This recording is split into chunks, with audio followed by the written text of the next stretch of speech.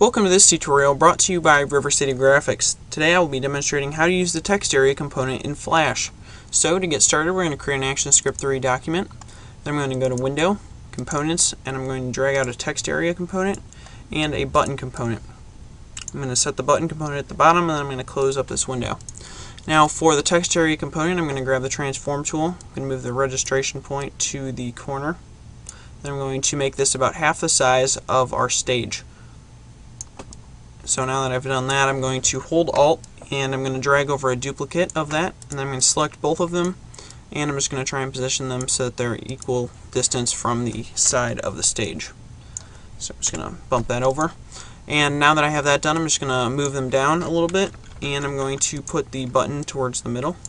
Then I'm going to grab my text tool, and we're going to create two text fields at the top, and the first one's going to be editable, and the second one is going to say non-editable.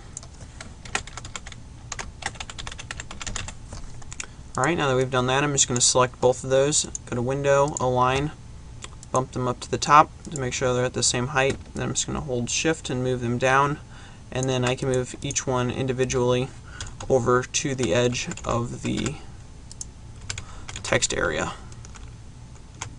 Okay, so now that I've done that, it's time to start giving these some instance names. So for this first text area, I'm going to go to Properties. I'm just going to call it TA1, and then for the second one I'm going to call it TA2, and then for this button down here I'm just going to call it Submit.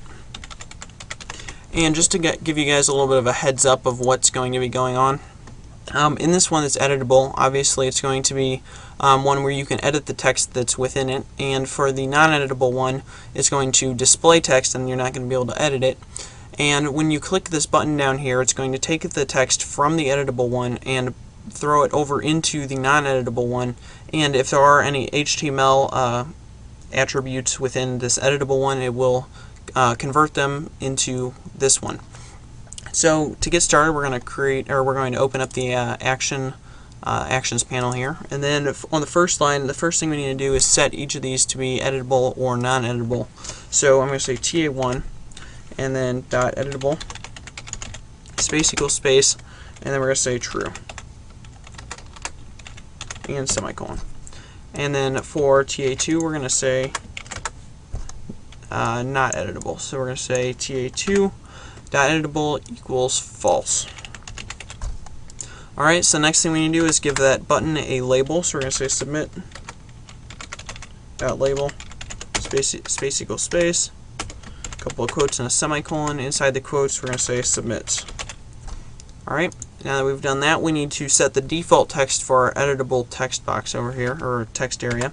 So I'm going to say TA1.text space equals space, a couple of quotes and a semicolon, and then inside the quotes we're going to say, let's put please edit this text,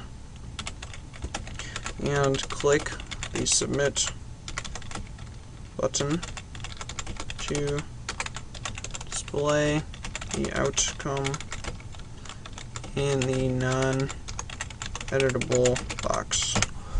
Alright, there you go. So now if we do Control Test Movie, you'll see we have our default text in the editable box. We have our submit button. It has the correct label now, and you see we cannot select anything in here. Well, there's really not anything there, but we can select and change things within this box. We can delete things, we can add things. So now we need to basically set it to when we click this button, it's going to put this text over here. So we're going to go to the next line, hit enter a couple times, then we're going to write an event listener. So we're going to say submit, which is the instance name of our button, dot add event listener, open parenthesis, it's a mouse event, dot click, in all caps, comma, and then I'm just going to call it change text, close parenthesis, semicolon,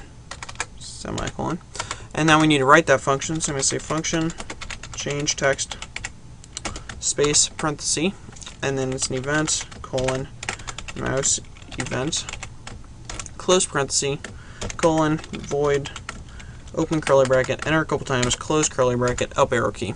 And then basically we need to say TA2 And then I'm going to say, instead of .text, we're going to say .html text. So HTML and then a capital T and then text. Space equals space, and then we're going to set it equal to TA1. So TA1 dot text, and then a semicolon. So it's basically going to say when this button is clicked, you're going to set TA2, which is this text area 2, equal to TA1, but you're going to change everything that's HTML to HTML. So we're just going to do control test movie, and everything should be working okay.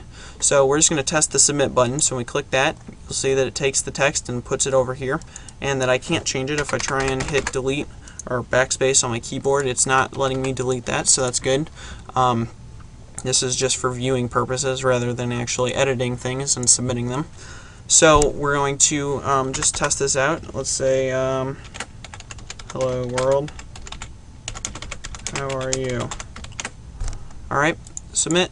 You can see that it updated this over here.